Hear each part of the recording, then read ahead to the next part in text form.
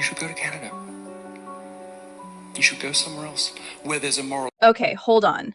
That is British conservative commentator Milo Yiannopoulos demanding Americans pack their bags and leave the country if they do not follow his rules. And notice the picture on the left side of your screen? That is not a podcast headshot. That is an official booking photo from Immigration and Customs Enforcement. Because while Milo was lecturing us about the rule of law, he was secretly breaking it. And the Trump administration just sent him a brutal wake-up call. It doesn't matter if you agree with the literal truth of Christianity or not. The founders did, and they made a country for people who did. And if you don't agree with that, you don't like God, or you don't see why too much freedom is leading us all to hate and kill each other, and you don't appreciate. Look at that. He stands at a podium and talks about too much freedom leading to chaos. Fair enough. We believe in order and borders. But according to the Department of Homeland Security, Milo entered the United States legally in 2019, but then his visa expired. He just stayed here illegally, living like a squatter in our country. And when a federal immigration judge ordered him to show up in court this July, he just blew it off. Viewed the crackdown in part as a political attack.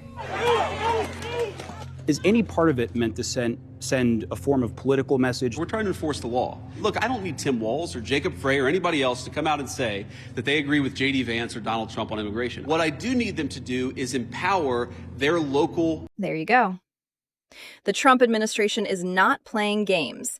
DHS Secretary Markwayne Mullin just confirmed that ICE has been unleashed to arrest and remove illegal aliens, sweeping airports across the country.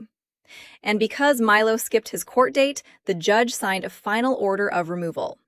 ICE agents grabbed him right out of the New Orleans airport before a Kanye West concert. Zero exceptions for anybody. But wait until you hear how Milo judges everyone else's behavior. And when you don't have him, when instead people replace prayer and the rituals of the church with antidepressants, with compound interest, with games and drink and drugs and fornication, kind of thing he does with his wife, offering her around town like she's common property. You have to wonder whether the irony is totally lost on him. He talks about a moral architecture while actively hiding from federal agents like a fugitive. You cannot demand a country of laws while treating our borders like a revolving door.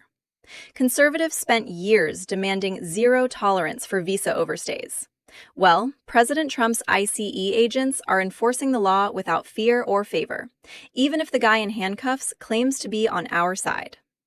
And listen very closely to what Milo told everyone else to do. Not only restore Christianity in culture, but require it in public life. You should go to Canada. There it is. Read those words again. You should go to Canada. Tell me I am wrong in the comments, but that is the absolute definition of poetic justice. He ordered Americans to leave, and now ICE is buying him a one-way ticket back to London. We do not need foreign citizens illegally occupying our country and demanding we change our lives.